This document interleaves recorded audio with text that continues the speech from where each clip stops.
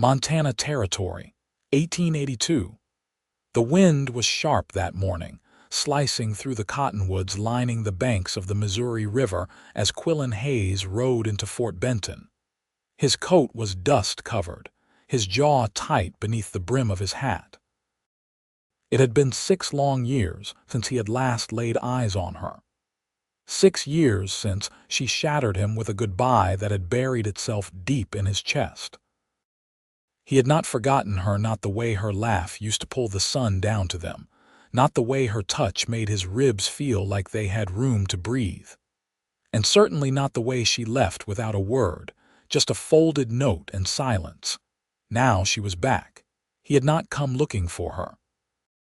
He had come to deliver a herd to the Army supply station outside town.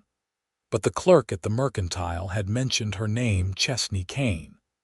Said she was working with the town doctor now, helping on the edge of town where the old dry goods store had been turned into a clinic.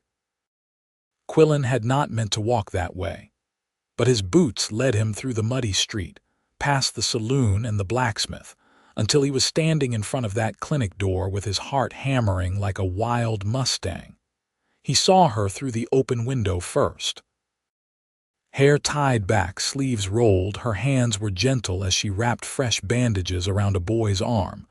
Her voice was soft, steady. She had changed, stronger now, sharper around the eyes. But it was her, Chesney Kane, the first and only woman he had ever loved, and the one who broke his heart. She looked up, froze. Then the boy said something and she forced a smile, but her hands trembled as she finished the bandage. Quillan stepped through the door. "Afternoon," he said, voice low. Chesney's spine straightened. "Quillan." He gave a small nod. "Looks like you're still fixin' things." She stepped away from the boy and folded her arms. "Some things can be fixed," he met her eyes. "Some can." The boy, no more than 6, ran out the back door. Quillan watched him go, then looked back at her. "You here for supplies?" she asked.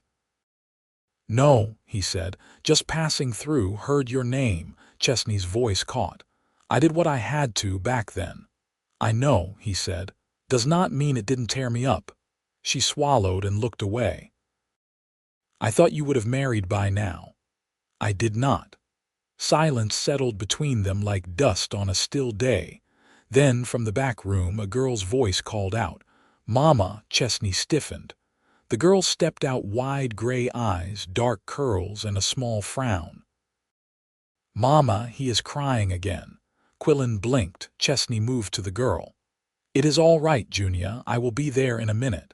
Junia nodded, then glanced up at Quillan with quiet curiosity before slipping back behind the curtain. Quillan's voice was rough. "Yours?" Chesney looked down. "Both of them. Junia and her brother Jess, their father, he left, never came back." Quillan's jaw clenched. "When 5 years ago," she said. "He was not much to begin with. He just looked good when I was trying to forget someone." He looked at her hard. "You trying to forget me?" She met his eyes. "I tried." She stepped past him and poured water into a basin, her hands shaking just slightly. "Why are you really here, Quillan?" He ran a hand through his hair. "I do not know. I saw you. That is all it took." Chesney exhaled. Her shoulders sagged under the weight of the years between them. "I was scared. I loved you too much back then. I thought I would hold you back." "You were never holding me back," he said. "You were the only thing that made me want to stay." Her eyes filled and she turned away sharply. "I cannot do this, Quillan. I have 2 kids. I am not who I was." He crossed the room, slow and sure, and stood behind her. "Neither am I." She turned to face him. "You still ride with the cattle drives." "I run my own outfit now," he said. "Have some land near Helena." "Not much, but it is mine." Chesney blinked. "You settled?" "Trying to," he said. "Got tired of drifting." For a long minute neither one moved. He reached out, brushed a strand of hair from her cheek. She leaned into it before catching herself and stepping back. "I have to check on Jess," she said. He nodded. "I will be around. A few more days." She hesitated at the doorway. "You should stop by again. They do not have much family." He nodded again, slower this time. I would like that. That night, Quillan found himself outside the clinic again, watching the lights flicker from within. He had not expected this. He had come to Fort Benton with a heart still scarred, still sore from the wound she left. But now, standing here, he felt something else stir beneath the ache. Hope. And something deeper he had not felt in years. She had been the first to break his heart. But maybe, just maybe, she was the only one who could ever heal it. The next morning, Quillan stood outside the livery, brushing down his gelding with long, steady strokes. His hands moved out of habit, but his thoughts drifted elsewhere to a small clinic on the edge of town, and the woman inside it who still knew how to make his chest feel too tight for breath. A man approached, thick with a miner's build and a limp that spoke of old injuries. He nodded a greeting. "You're the cattleman from Helena, ain't you?" "That's right. Name's Bryce Callahan. My brother Owen runs the freight line out of Great Falls. Said your beef made it to the fort clean and early. He was impressed." Quillan gave a quiet nod. "I keep my word." Bryce shifted his weight. "If you're staying in town a bit, there's a mule broke loose up near the Ridge Trail. Belongs to the doc. Wouldn't hurt to have a rider fetch it back before it wanders too deep in the timber." Quillan looked up. "Doc's mule, huh?" Bryce squinted toward the horizon. "Chesney's been trying to do too much on her own. That mule's half blind and mean as sin. Jess tried to follow it yesterday, got himself scratched up good." "I'll go," Quillan said, already cinching the saddle. By early afternoon, the sun hung low and gold above the tree line. He found the mule tangled near a thicket of chokecherry and barbed wire snagged into its reins. Quillan worked slow, muttering to it under his breath. It kicked once, caught him on the thigh. He gritted his teeth and tightened the lead. By the time he led it back toward town, the sky had turned a soft lavender. He stopped only once at the well to rinse the dust from his neck. When he reached the clinic, Chesney was standing on the porch, her arms wrapped around herself, eyes scanning the road. Her shoulders dropped when she saw him. "You didn't have to hurt, it was yours," he said, handing over the reins. "Didn't want Jess trying again." She took them, her fingers brushing his knuckles. "Thank you." Quillan looked past her to the door. "Kid's all right, there inside. Junia's teaching Jess to read. He's stubborn about it. Gets that from you, I reckon." She let out a breath that almost sounded like a laugh. "You're limping." He glanced down. "Mule kicked me." Chesney motioned him inside. "Sit. Let me look." He hesitated but followed. The clinic smelled of sage and old wood, sharp and clean. She tugged a chair out and gestured with a tilt of her chin.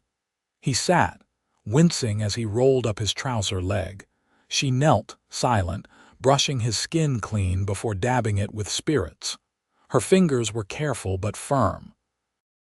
"You remember when you got thrown by that roan outside Miles City?" she asked. He grunted. "You threw water in my face and told me to stop whining.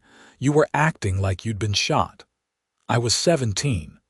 She looked up at him, her expression unreadable. "You always did get hurt trying to help something." He studied her. "You always did patch me up after." She rose, wiping her hands on a cloth. "I still don't know how to stop caring." Quillan stood slowly. "Neither do I." She crossed her arms and leaned against the doorframe. "You weren't supposed to see the children. That wasn't how I wanted that to happen." "You ashamed of them?" Her eyes flared. "Of course not." "Then why hide them?" Chesney looked down at her boots. "Because they came from a time I don't like to remember, from a man who made me feel small. I didn't want you looking at them and seeing my mistakes." Quillan stepped forward. "I saw Junia and Jess. All I thought was, they're yours." Her breath caught. "That scares me more than anything." He nodded slowly. "I get that."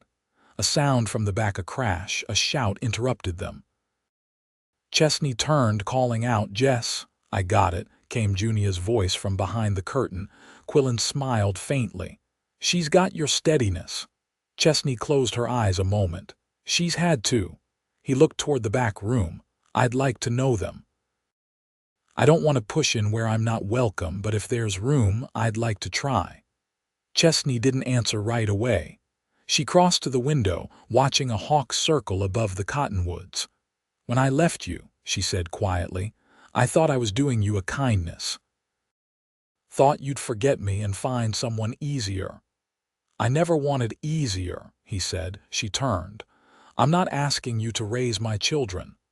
I didn't say anything about that, he answered. I'm just saying I'd like to be here. The last of the sunlight slanted through the high windows, gold on the floorboards. Chesney stepped toward him, closer than she had before. Stay for supper, she said. He nodded. I'd like that. And for the first time in years, neither of them was running. The stew had gone cold in Quillan's bowl, but he didn't mind. Jess sat across from him, turning a wooden spoon over in his hands, lips pursed in deep concentration. Junia leaned near the lantern, tracing letters in the dust on the table's surface. Chesney moved between them, her apron smudged with flour and broth, her braid coming loose at the nape of her neck. She hadn't said much since they sat down, but she hadn't asked him to leave either. Jess finally lifted his head. You ever shoot a wolf? Quillan set his spoon down slow. Once up near the Bitterroots. It was tracking our herd, smart one, took 2 days to find him.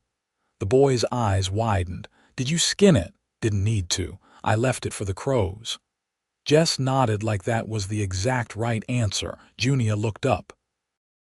Mama says stories are mostly true, but not all the way. Quillan leaned back in the chair, the wood creaking beneath him. That's fair. I tell mine straight, though. No point in adding sugar if the truth stands on its own. Chesney glanced over her shoulder. You always did see the world in plain lines. He met her eyes. I see it clearer now. After supper, Chesney sent the children to the back room with 2 folded quilts and a promise of a story later. The moment their voices faded behind the curtain, she leaned against the edge of the counter, arms crossed but not closed off. You're good with them. They're good kids. She looked down at her hands. They haven't had many men around who stayed longer than the time it took to patch a hole or haul wood. I'm not like them, I know. That's what scares me. Quillan moved to the window, watching the last light melt behind the cottonwoods. What does your boy need most? Not from me, just in general. Chesney hesitated. Steadiness. He's quick to run when things turn hard, doesn't trust he'll be caught.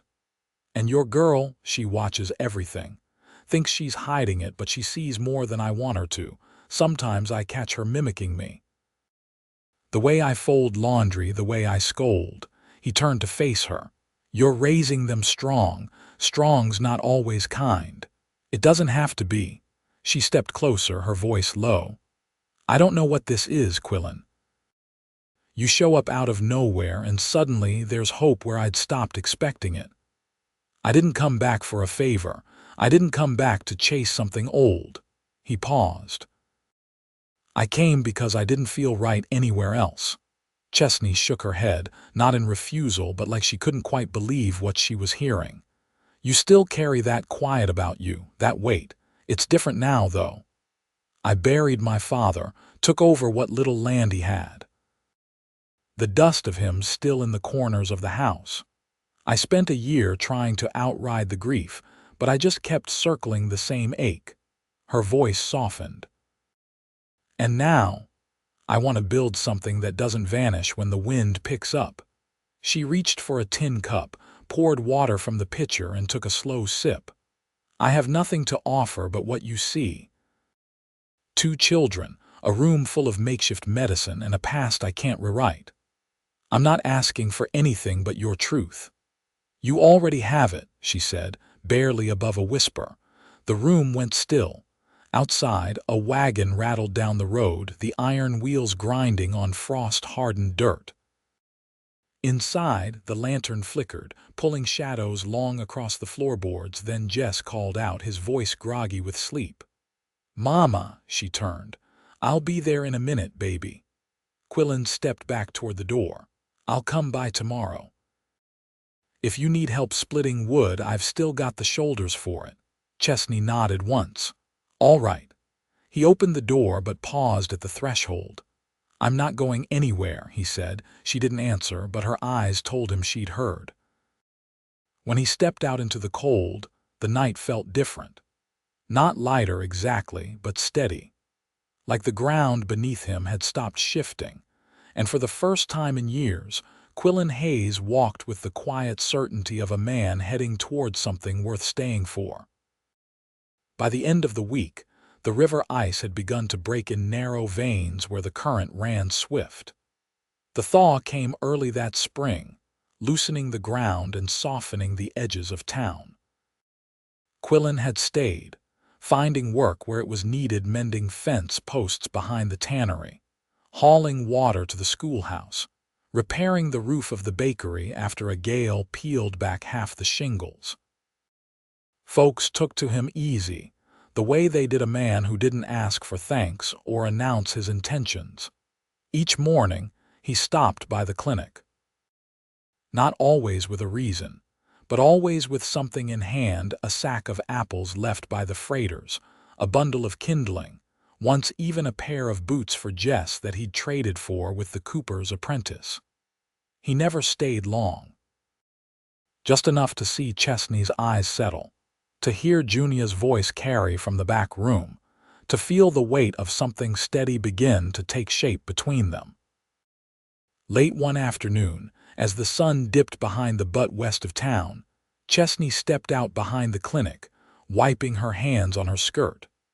Quillan was splitting logs beneath the cottonwood, his coat slung over a stump, shirt darkened with sweat along the spine. "You don't have to keep doing that," she said, folding her arms. He balanced the axe against his hip. "They'll burn better if they're dry. Thought I'd get ahead of it." She leaned against the wall, watching him. "You've been staying out past dusk." "Where have you been sleeping?" "Old bunkhouse behind the livery. Man said I could use it if I kept an eye on the mules." She hesitated. "There's room here, in the storeroom past the apothecary shelves. It's warmer than that bunkhouse." He set the axe aside. "I don't want the children confused." "They're not," she said. "They asked last night if you'd be staying for their birthdays." He stepped closer, brushing his hands clean on a rag. "When are they?" "Middle of June. They share a day." Jess was born exactly 2 years after Junia. He gave a quiet nod. "That's a good time of year. The lilacs bloom around then." She watched him, her voice quieter now. "What would you want if things could be different from what they've been?" He didn't answer right away. The breeze stirred the hem of her skirt, lifted the loose hair at her temples.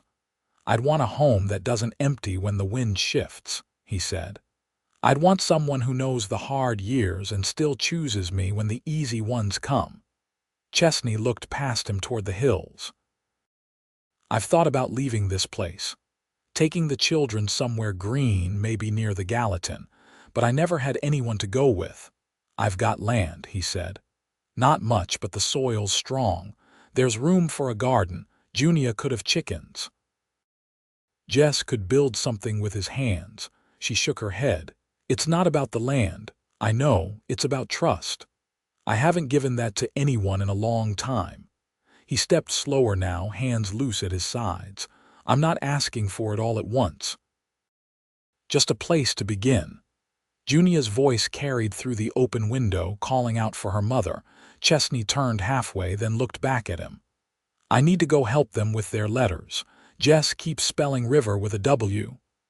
"I did the same when I was little," Quillan said. She almost smiled. "You want to come in, if it's all right?" She nodded. "They'll be glad." He followed her inside, past shelves of tinctures and jars sealed with wax, into the room where the children sat cross-legged on the floor with slates in their laps. Jess looked up with a grin that tugged at Quillan's chest in a way he hadn't expected. Junia pointed at the chalk words on her board. "Do you know all of these?" He crouched beside her, studying the careful script. Looks like you've got most of the town written out. Jess held out his slate.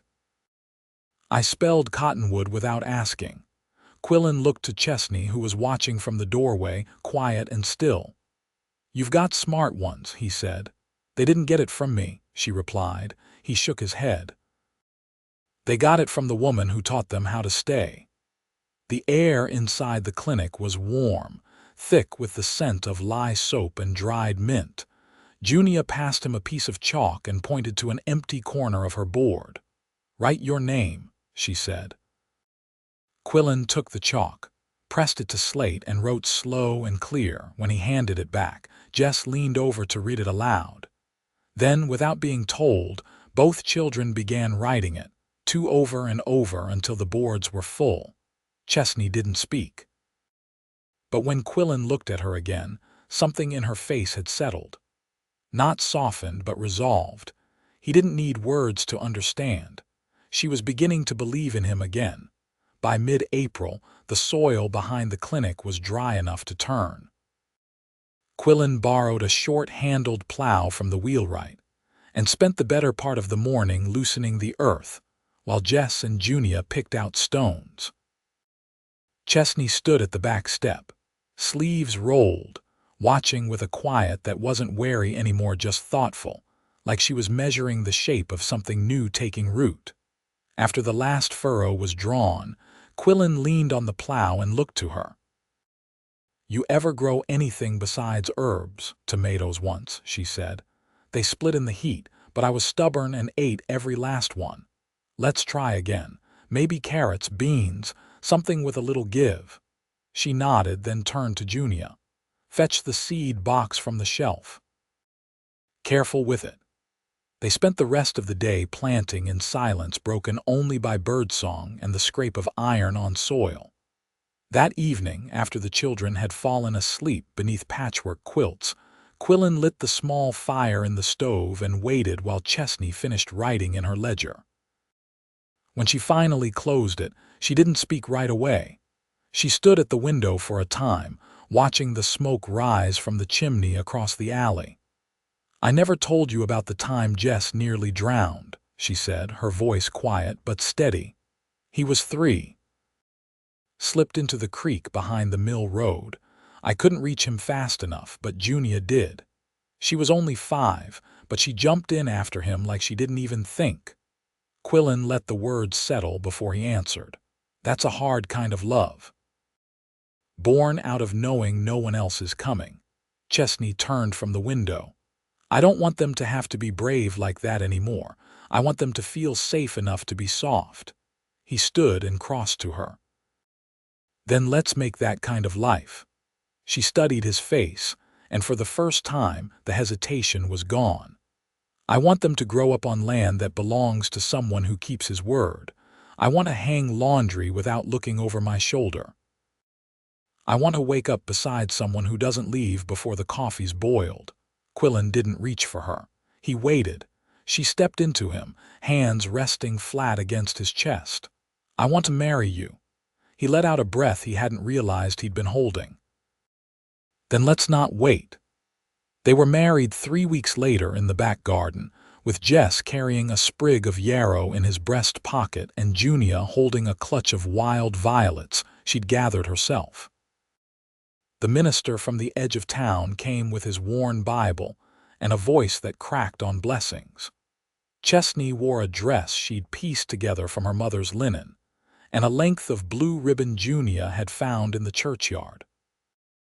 That night, the 4 of them sat around the small kitchen table, eating cornbread and beans by lantern light.